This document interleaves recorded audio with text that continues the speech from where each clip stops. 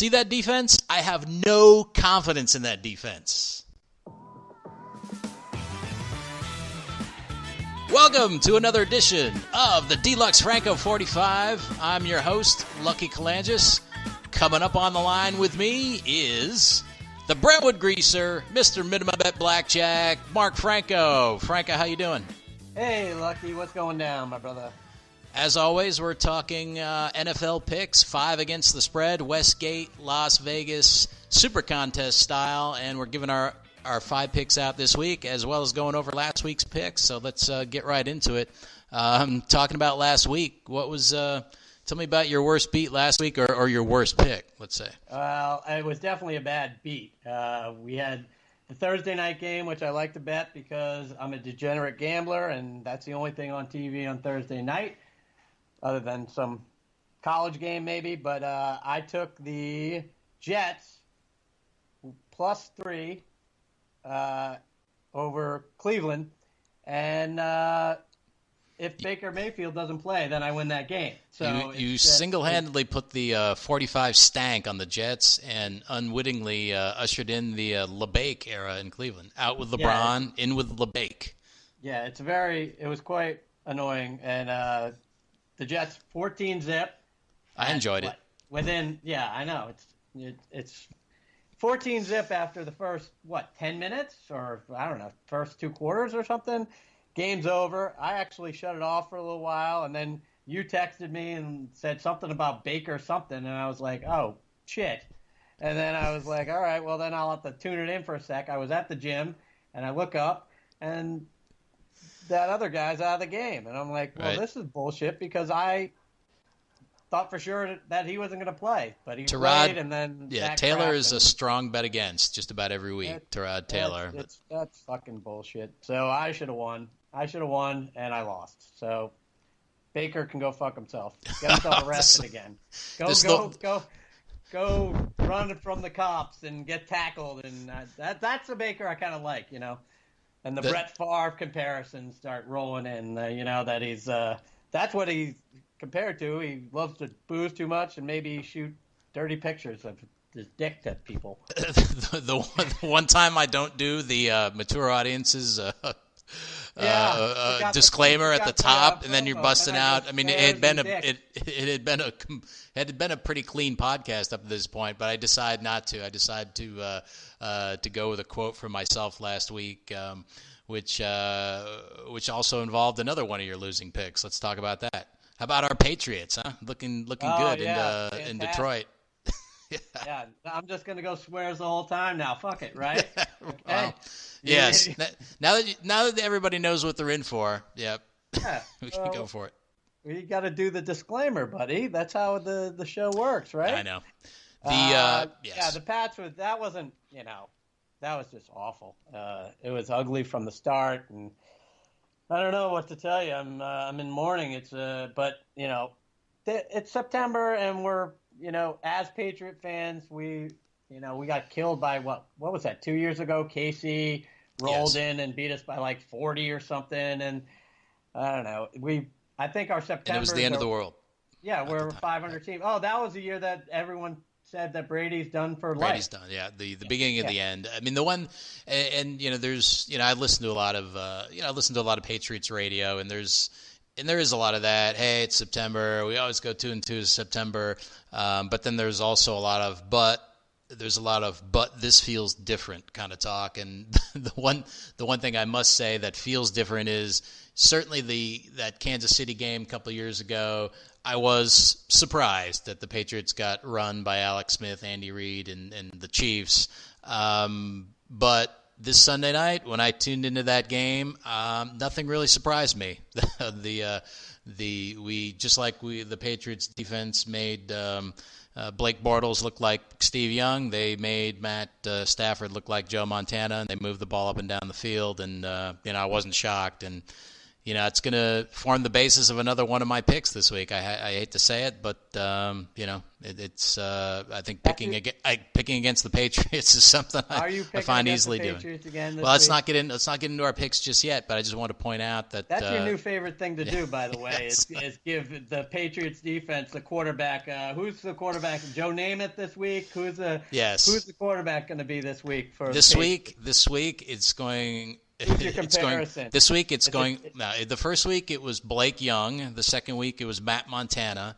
And this week, coming into Gillette to carve up the Patriots, is going to be Ryan Marino and the Miami Dolphins. Marino. Yep, we're going to make Ryan Tannehill look like Ryan Marino. That's been my take the last. That's going to be the third week in a row. Yeah. Wow. Sucks. What'd you do well this week? What was you were 2-3, so you did have a couple winners. 2-3 is not great. I'm still 8-7 for the season, and 2-3 last week. But my best win, I would say, was that Tennessee-Jacksonville game. I knew Jacksonville had that big win against the Patriots. I knew Tennessee would keep it close. I knew it would be a tight game. I knew it would be under. I definitely said that. You can document that in last week's podcast. So I knew 9.5 was way too much. And Tennessee won the game. So, money line that pick. One, and you've got a big winner. So, and what was it, 9-6? 9-6, yes. 15 is definitely under, okay? Blake Young, as I expected, went back to looking like Blake Bortles against the Titans. And that was a 9.5 point spread. That was a pretty good that was a good bet. And I think if I want to roll right into my genius pick for the week, I think I took the same type of pick with Eli Manning and the Giants going into Houston, having to give up getting 6.5 points, and I just thought that the Texans had no business being favored by 6.5 against anybody, and turns out Eli went in, they won the game straight up, and if you bet that one money line, you made some good money. It was a great week to bet money line underdogs, especially if you had the Bills. I don't think many people had them. I think many people had them in their eliminator pool, right, as the team that couldn't lose and got knocked out. Probably the biggest shock of the week. Yeah, the eliminator pool. I was out week one, so that was the Saints for me in week one. So I've been long out of that, but. Tennessee was a good bet. I mean, Jacksonville scored 9 points. Spread was 9.5.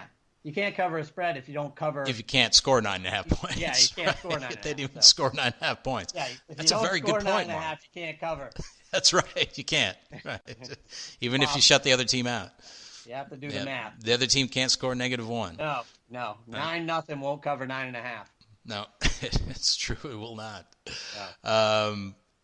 Let's dig into some of I did have a winning week, so I caught you. Now the Gladiators are now both a scintillating 8-7 against the spread over the first 3 weeks. If we were in the Super Contest, we'd both be 8-7. The one positive out of that, it is a winning record, yes. but not by much.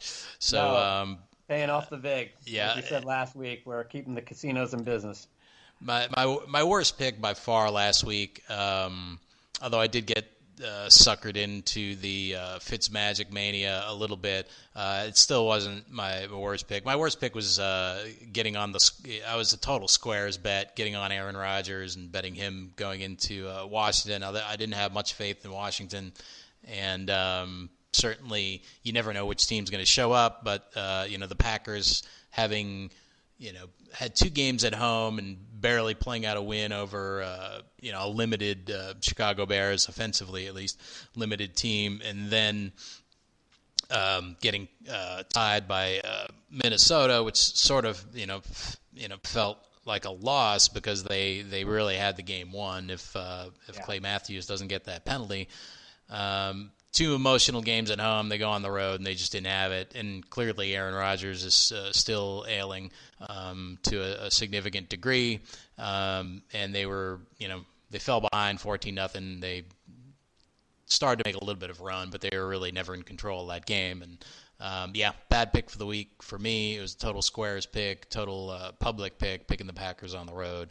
I did get burned a little bit by Fitzmagic, but that was one of my rules going into the season. Yeah, I told you Fitzmagic was like going to not. You don't bet against him. You don't bet with him, because you never know which Fitzmagic's going to show up. If it's going to be Fitzmagic or if it's going to be Fitzgold, as in Fool's Gold, and got a little bit of Fitzgold, although he did at least make the game close at the end and gave me a little bit of hope. And I think if you're is it Dirk Cutter? Welcome back, Cutter. Right. I think you have to start Fitzmagic for the rest of the year. I mean, at least he gives you a little hope. I mean, if you're down 30-13 to the Steelers, do you have any confidence that Jameis Winston's going to bring you back? No. Yeah, Jameis Winston is not getting his job back anytime soon, I don't think. Unless he goes out and throws 3 more picks in the first half, Because yeah, that's true. That could always happen. Clamor for his job very quickly there. It's not like he's not Baker and he's not, Josh Rosen. He's not the quarterback of the future, True. So he can be pulled pretty quick. He can definitely lose his job if he goes out and throws 4 picks. Where are they playing this week? Chicago, right? So that was an interesting game. I thought it might offer some value there. I just couldn't pull the trigger on it. Yeah, I just couldn't pull the trigger on that one. So let's see. Well, why don't we just we'll just get into it then. Let's get into some picks here. 5 against the spread. Let's do it. I forgot to mention this. The whole point of the podcast almost is that the Deluxe Franco consensus last week. Deluxe Franco consensus was 1-0, and that consensus was the LA Rams. Laying 7 against San Diego, and we both like the pick. They both performed, the Rams performed both offensively and defensively, performed as we expected and covered that 7 fairly easily. Although I must say that those 7-point spreads often leave you a little nervous toward the end, kind of sweating out San Diego, trying to come back and make that a game. Yeah, they get that bullshit touchdown at the end, and then you want to throw your TV through the fucking glass window. Yes. So, that did not happen. I just go crazy. I remember one. It was like 20 years ago. It was Pittsburgh and Jacksonville. And if you're a really degenerate gambler, you'll remember this. It was either way you couldn't lose if the ball just stopped. But I think it was Pittsburgh. Jacksonville blocked the kick and ran it back for 7 with no time on the clock. Even Bill Cowher, that was a game where if you looked on the sideline, he's almost going to punch the Jacksonville guy as he's running by him to the end zone the other way. And if Pittsburgh had kicked the field goal, then I would have covered. If Jacksonville blocks the field goal, I would have doesn't covered return it for a touchdown. Return touchdown. Right. And, so that's when the TV goes woo, right through the window. What if they had missed the field goal? Would you have covered too? Cover. Yes, anything cover. But a block and a return back the other way for a touchdown is a cover. That's a bad beat. Either way. Yeah, that's bad beat. And the TV. I had one similar like that in the Super Bowl. One of those silly 5 event props. I just put a bunch of things together, like who'll score first, a bunch of different things. So 5 things had to happen, and I had all 4. And the one thing I missed was second quarter. What would be the first score of the second quarter? A touchdown or a field goal? And I put field goal. And if you remember, it was the Patriots botching the 28-yard field goal in the second quarter. That would have been the first score. And my $20 5 event prop, which would have hit for 400, went down the tubes, because then Philly went right down the field and scored a touchdown. Not. That's when. Yeah. Take the TV. Yes. Chuck it in the street. Very un-Belichickian to not go for it on 4th and 1 from the 8-yard line, but just trot the field goal kicker out, and and then he misses. Yeah, and that's when my TV was a huge tube TV.